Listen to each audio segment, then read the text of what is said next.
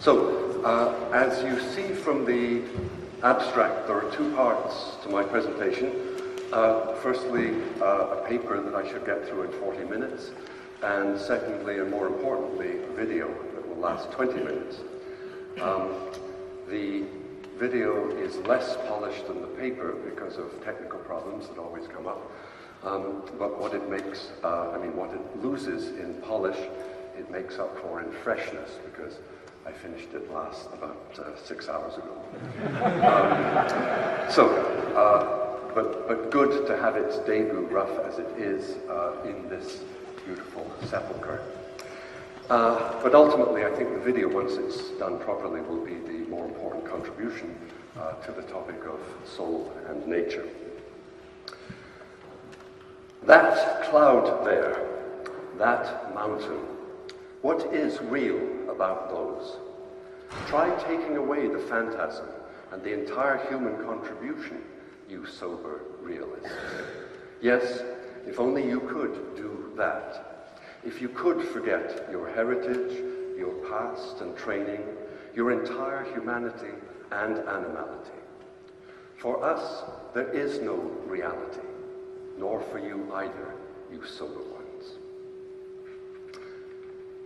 I think that is, are we not hearing some feedback? Or yes, okay, just down a little.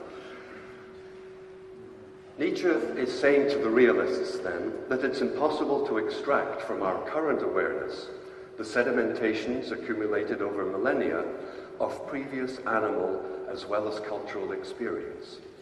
Impossible to escape the ways in which some fantasy, some prejudice, some unreason, some ignorance, some fear, and who knows what else, have woven their way into our every feeling and sense impression. And especially, it appears, when it comes to our experience of the natural world. However, one also finds passages in Nietzsche's works suggesting that it may, after all, be possible to check that ancient positing, perhaps through some kind of phenomenological epoche, and let natural phenomena like clouds and mountains simply show themselves from themselves, perhaps even as they are in themselves. But if this were possible, what would it be like? How would nature look then? Behind these questions is, for me, a practical concern with the relentless devastation of the natural world. One reason I think it's so difficult to persuade people in the developed countries to care about the ongoing destruction of the planet and its climate is that they have so little direct experience of natural phenomena, given the extent to which contemporary urban life enables us to insulate ourselves from them. It would surely be helpful if one could escape or subvert the social construction of the natural world that some theorists claim must always condition our experience in order to get back to the things of nature themselves. Nietzsche's talk of the possibility of our experiencing the natural world as de-anthropomorphized, de-divinized, or newly redeemed prompts the question of exactly what we would encounter under such circumstances. The short answer, will to power, requires some elaboration, as do the methods whereby one might effect such a transformation of one's experience. To this end, I draw on some ideas and techniques from Taoist and Zen Buddhist philosophy. The results allow us to see that the way to respond to Nietzsche's exhortation through the person of Zarathustra to stay true to the earth is to cleanse our experience of all the egocentric clutter that gets in the way of seeing what the Buddhists call our true nature, as well as the nature of the world around us.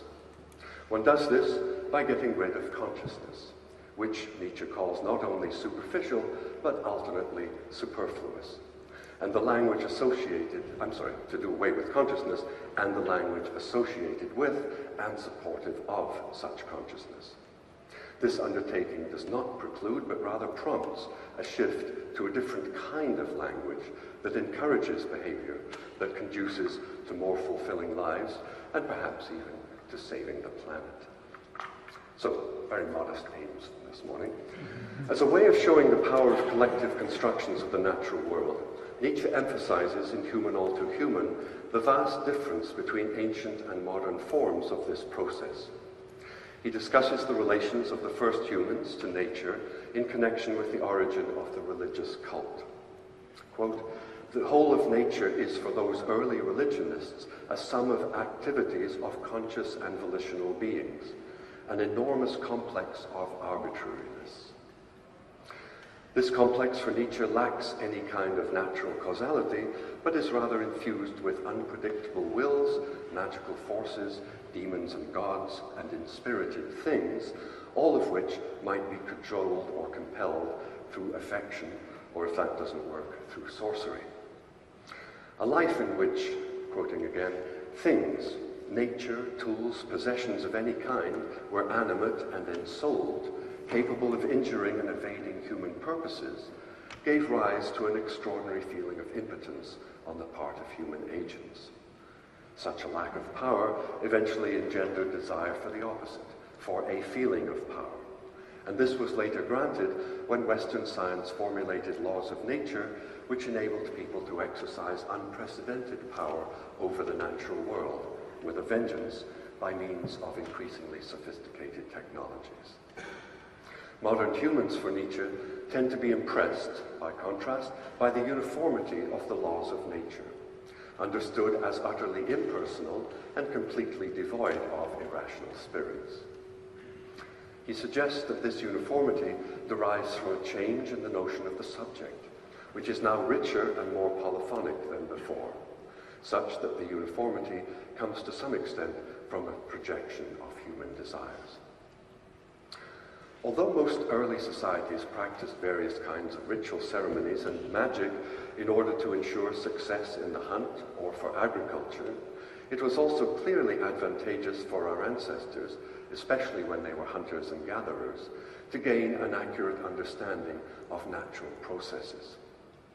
But, Nietzsche points out, on grounds that we would today call evolutionary biological, that looseness in drawing certain kinds of conclusions also had considerable advantages.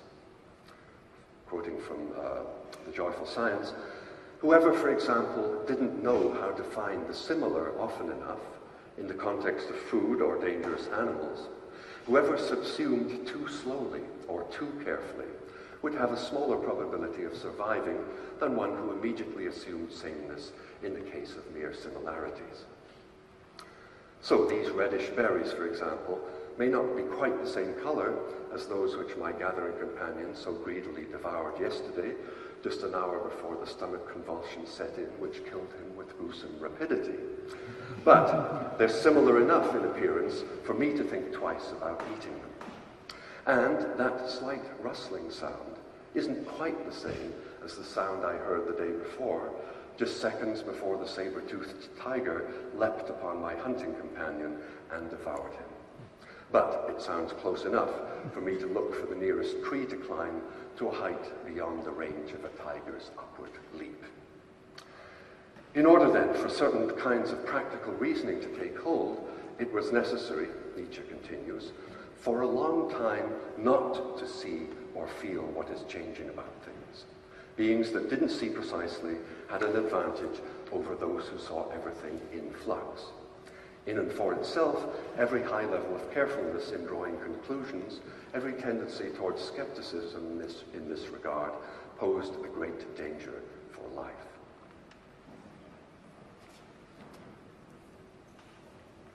So, to get on more efficiently with the business of living, it's better not to pay too close attention to what is really going on. Nietzsche draws the analogy with the process of reading. Just as a reader skims quickly over the individual words on a page, this is from Beyond Good and Evil, so we scarcely see a tree exactly and completely with regard to its leaves, branches, color, shape. It's so much easier for us to fantasize an approximation of a tree. Even in the midst of the strangest experiences, we still do the same thing. We make up the greater part of the experience. But this passage also suggests that we might be able to train ourselves to do what is less easy than fantasizing the bulk of our experience.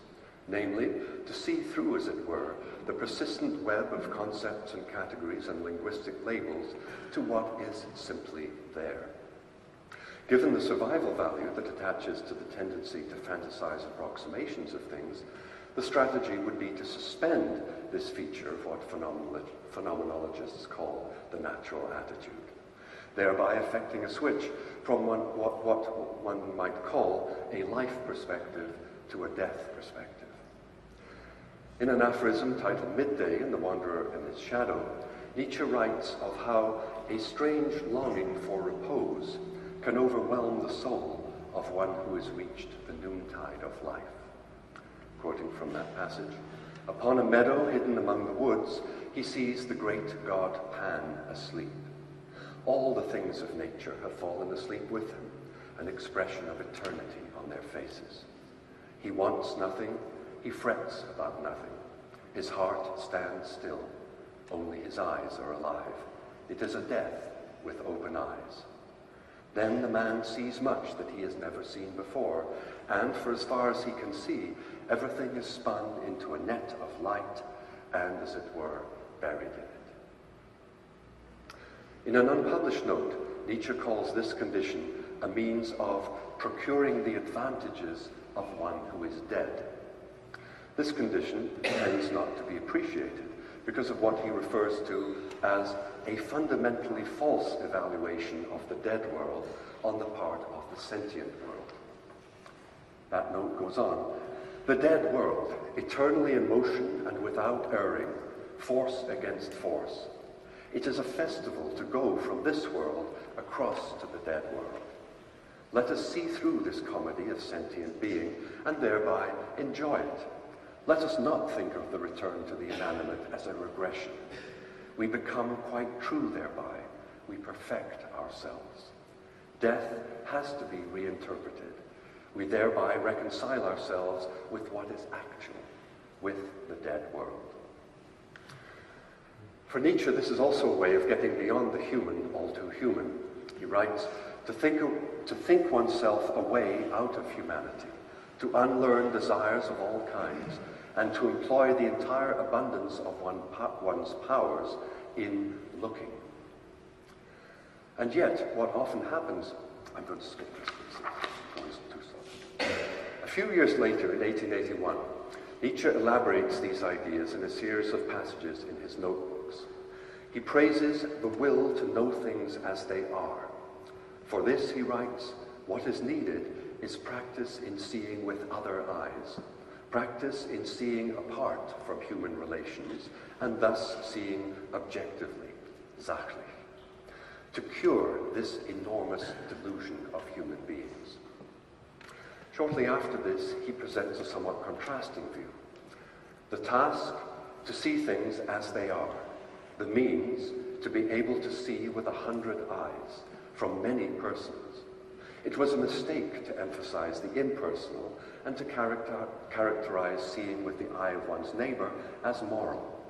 To see from the viewpoint of many neighbors and with purely personal eyes, that is the right thing. But there needn't be a contradiction here, as we can see if we move to the East Asian tradition, and I'll begin with some brief remarks about the classical Chinese tradition and how they look at this idea of seeing with the eyes of many neighbors, and the neighbors aren't just fellow humans either. Confucius, for example, advocates the cultivation of reciprocal perspectives, putting oneself in the other person's position or seeing the situation from the other person's point of view as a way of reducing self-centeredness and promoting social harmony. Not long after Confucius, the classical Taoist thinkers, and Zhuangzi in particular, recommend expanding the practice of experiential reciprocity beyond human beings to animals, birds, fishes, and even trees. Zhuangzi famously likens our normal anthropocentric perspective to the situation of a frog at the bottom of a well who believes that he commands a view of the entire world. Some 1,500 years after Zhuangzi, in Japan, the Zen master Dogen similarly recommends going beyond what he calls looking through a bamboo tube at a corner of the sky by entertaining the perspectives of an even broader range of beings. I quote, dragons, hungry ghosts, celestial beings, mountains, and drops of water. For Nietzsche, this kind of understanding came easily in the Western tradition too, at least in the old days. Quoting from Dawn of Morning, "During the great prehistoric age of humanity, one presupposed spirit everywhere and never thought to honor it as a privilege of the human being. There was thus no shame attached to being descended from animals or trees, and one saw spirit as that which connected us to the natural world rather than that which separates us from it." Such a view is still possible in the modern age, at least for someone like Nietzsche, who writes in an aphorism with the title "Nature as Doppelganger," that the ultimate joy is found in being able to say of one's physical environment, "This nature is intimate and familiar to me, related by blood, and even more than that." But what does he mean by saying that the landscape of the Upper Engadin is related to him even more than by blood? Well, for one thing, from the death perspective mentioned earlier, he appreciates the contribution to our lives that comes from the inorganic realm. Quoting from a note of 1881, "The inorganic conditions us through and through. Water, air, earth, the shape of the ground.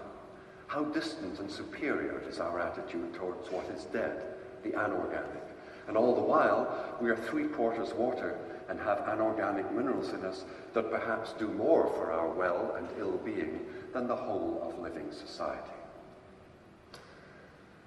Nietzsche was fascinated by what he knew, which was quite a lot, about the biology of his day. But he would have been truly delighted had he been capable of registering it at the discovery by Carl Bender in 1897 of mitochondria. Mitochondria are organelles that reside within all cells in the human body and generate the energy necessary for the cell's activities and the body's life. There are some 10 billion mitochondria in the body of the average adult, and they constitute almost half its dry weight, which is what remains after all the H2O is extracted. What is remarkable, however, about the mitochondria is that their DNA is quite different from the DNA of the body's own cells, and quite similar to the DNA of the mitochondria that power the cells of all multicellular organisms, whether animals or plants. One implication of this is that if I attempt to assert my identity by pointing here, to myself, to my body, saying, "This is me," well, 2/3 of what I'm pointing to is water, and almost half the rest consists of mitochondria, which are very definitely not me. And it's this substantial not me in the form of mitochondrial DNA, even more than blood, that relates my body physically to all other living bodies. For Nietzsche, if one is going to understand the natural world properly, and aside from the various human projections onto it, an appropriate research method is called for. From Joyful Science, "As a researcher into nature, one should get out of one's human corner, and thereby realize that what reigns in nature is abundance, extravagance, in accordance with the will to power, which is precisely the will of life." One factor that allows us to get out of our human corner would be our intimate mitochondrial relationship to the natural world, on the basis of which we can learn to entertain the perspectives of any other life form. In the 5th book of the Joyful Science, Nietzsche offers this advice to the natural scientists of his day. "Above all, one should not want to divest existence of its polysemic character. That is what good taste demands, gentlemen, the taste of reverence in the face of everything that goes beyond your horizon." And in the next aphorism, Our New Infinite, he goes on to argue that the human intellect, being perspectival at first in its view of itself and the world, is incapable of determining, quote, "how far the perspectival character of existence reaches, or whether it even has any other character, whether an existent lacking interpretation loses its sense to the point of becoming nonsense, whether, on the contrary, All existence is not essentially existence that interprets. Alles Dasein ist Interpretierendes.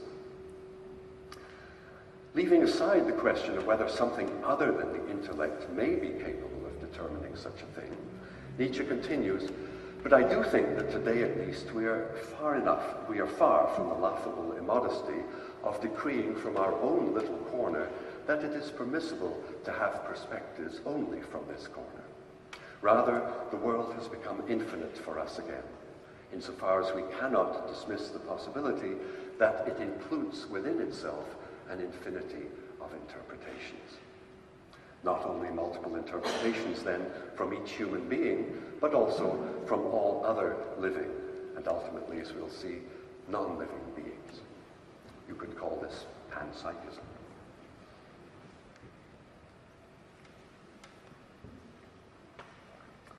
This from another angle, from the angle of what Nietzsche calls the drives, die Triebe. One of his most important statements about the drives makes the remarkable claim, largely ignored by the secondary literature, that the forces driving our psychical life do so with almost no awareness on our part, from dawn of morning. However far we may drive our self-knowledge, nothing can be more incomplete than the picture we have of the totality of drives that constitute our being.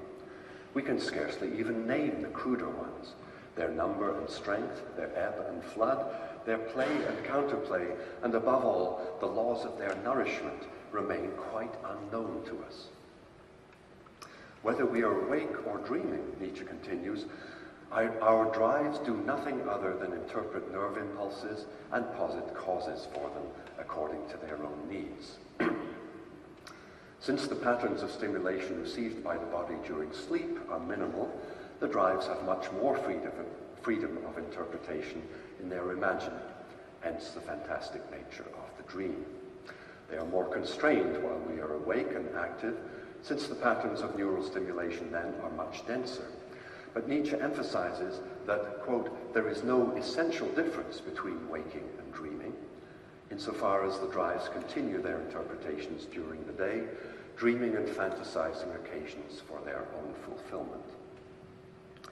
So, insofar as all existence interprets, and the drives in particular interpret, and will to power interprets, so that interpretation is itself a form of will to power, this gives us the picture Nietzsche proposes in Beyond Good and Evil 36 of the world as will to power and nothing besides.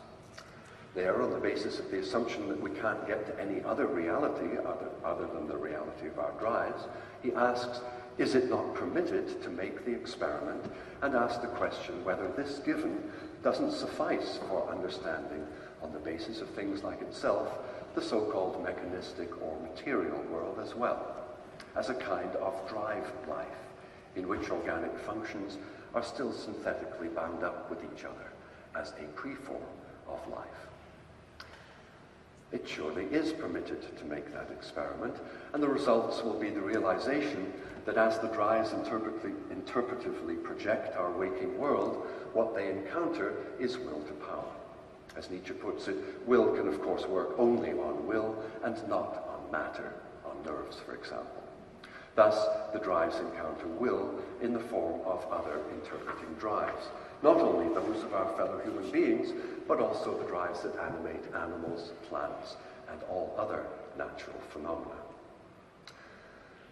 So, what is ultimately going on, according to Nietzsche, if we manage to de-anthropomorphize the natural world and naturalize ourselves, as he puts it, with pure, newfound, newly redeemed nature? Nietzsche doesn't elaborate, but it's helpful to consider here the traditional East Asian practice of what they call emptying the heart-mind. This is referred to by both the classical Taoist thinkers and followed to this day by Chan and Zen Buddhist practitioners, all of whom are engaged in a similar enterprise. As one simply sits in the prescribed upright posture, following the inhalations and exhalations of one's breathing, over time, the internal dialogue, the incessant conversations and commentaries, thoughts and feelings, memories and fantasies, fears and anticipations that occupy our minds for so much of our waking lives, gradually quietens down. What supervenes is a calm openness and clarity. The Taoist and Buddhist thinkers account for this in terms of a falling away of the conceptual frameworks, ingrained thought patterns, and emotional overlays and underpinnings that usually condition and so preclude our immediate experience of what is going on. Along with this comes a fading of the egocentric self that is generating all of this psychical clutter. Nietzsche describes this kind of self as, from Dawn of Morning, a phantom of ego, which for most people has been formed in the heads of those around them and then communicated back to them, as a result of which they all live together in a fog of impersonal and semi-personal opinions and arbitrary, almost poetical evaluations, each one in the head of the other, and this head in other heads again. A wondrous world of phantasms. This fog of opinions and habits grows and thrives more or less independently of the people it envelops. The Buddhists call this karma. This general pale fiction of the ego, as Nietzsche calls it, has internal as well as external origins, insofar as it also derives from the plurality of the drives. A note from the same time as that passage from Dawn of Morning reads as follows. The I is not the attitude of one being to several drives, thoughts, and so on, but the ego is a plurality of person-like forces, of which now this one, now that one, stands in the foreground as ego and regards others as a subject, regards an influential and determining external world. As the drives are in conflict, the feeling of the I is always strongest precisely where the preponderance is. Human reason, according to Twilight of the Idols, quote, believes in the I as being and as substance, and projects its belief in the I substance onto all things, thereby creating the concept of thing.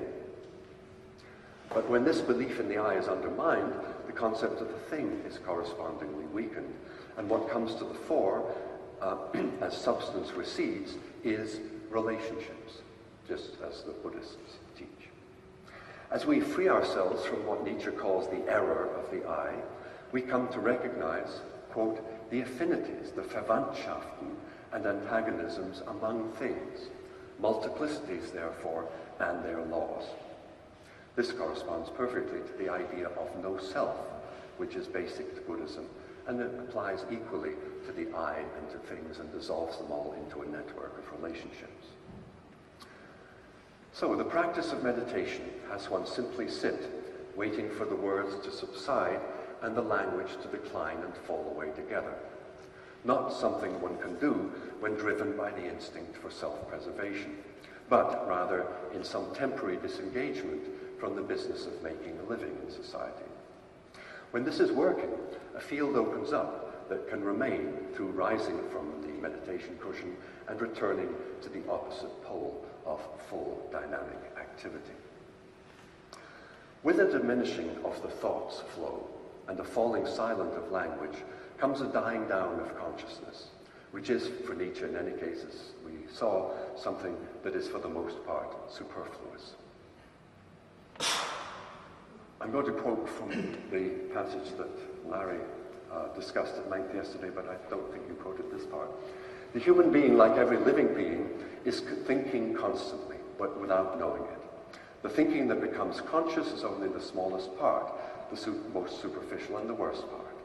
For it is only this conscious thinking that takes place in words, in signs that communicate. Our thoughts are constantly generalized by the character of consciousness and translated into the perspective of the herd. An increase in consciousness is thus a danger, and whoever lives among the conscious Europeans knows that it is even an illness. A less sick way to live, then, would be to let the drives that give rise to our everyday consciousness and its thinking in words become quiescent, no longer interpreting the situation from their own perspectives, and to thereby allow what is going on beneath thinking to flow through the body in silence and without commentary. What's going on is basically drives, not exfoliating into consciousness or commenting on the text of experience, not the egocentric drives that keep the illusion of the I going, but now only the more ancient, deeper level drives that through millennia of adaptation have kept the human body attuned to its physical environment. Paradoxically, it's by putting ourselves in a situation where we don't need to be concerned with preserving ourselves that we can get to a condition in which it is only those original, natural, environment-related and life-preserving drives that are operative. Under such conditions, one's responses to the world are naturally spontaneous, and one's actions stem not from the narrow confines of the small self, but from the forces of heaven and earth as they operate through the well-trained body and its great reason. One thinks of Nietzsche's praise of Goethe in Twilight of the Idols. Goethe conceived of a strong, highly cultured human being, adept in a range of physical skills, Leiblichkeiten, self-controlled and with reverence for himself, who can dare to grant himself the full range and richness of naturalness, and who is strong enough for this freedom. And whatever thoughts may come when the chatter of consciousness had quietened down, will then be genuinely results of Nietzsche's famous Es denkt, rather than mere opinions of the egocentric self. But since Nietzsche apparently didn't engage in any formal meditation practice, how did he arrive at such experiences and ideas, that are so similar to Buddhism and Taoism? Well, he arrived there by walking, or as he often puts it, marschieren, marching, 6 to 8 hours a day. One can still the body's locomotions by sitting and following the breath, or else one can put it into energetically sustained movement by walking or running or climbing or swimming. When Nietzsche was in the Engadin and hiking the paths around Sils Maria, he kept to the well-trodden ones, avoiding dangerous terrain in which he would have to slow down and pay attention to where he was putting his feet. Many of his letters express gratitude for the successful efforts of the local Kurverein to keep the paths around town smooth and even and clear of obstructions, so that he could march along them without any fear of stumbling. By keeping to safe and secure paths, whether around Sils Maria or among the lanes of Venice or the streets of Genoa, Nietzsche was able to practice a vigorous form of walking meditation, known as Kinhin in the Zen tradition, that allowed him to hear the innermost voices of his thoughts rather than the superficial chatter of his eye. No wonder, he reports, that his creativity was always at its highest when the muscles were working at their most supple pitch, such that the body is experienced not as recalcitrant matter, but as energetic flow. One can also, it's clear, at least it's clear to me, that by means of his marching, Nietzsche became able to see what was going on around him, insofar as this description of learning to see from Twilight of the Idols could certainly have been written in different language by a Taoist sage or a Zen master. To learn seeing, to accustom the eye to resting, patience, letting things approach, to postpone judgment, learning to go around and comprehend each unique case from all sides. That is the first preschooling in spirituality. Not to react to a stimulus immediately, but to get hold of the instincts that inhibit and check. To learn seeing, as I understand it, is almost what the unphilosophical way of speaking calls a strong will. But the essential thing here is precisely not to will, to be able to defer decision. To conclude with a return to the things of nature. How are things then when the body flow is fully and vibrantly underway? The language of Zarathustra is helpful here. Redeemed from their bondage under purpose, the things of nature dance on the feet of chance, and above each one, the heaven accident, the heaven innocence, the heaven contingency, the heaven exuberance. Zarathustra's gnarled tree at midday, wound round by the love of the vine. the world become perfect, and we ourselves falling still into the well of eternity, up into the abyss of the heavens, from whence soul falls as dew, baptizing all things in the vast, incessant process of earthly becoming.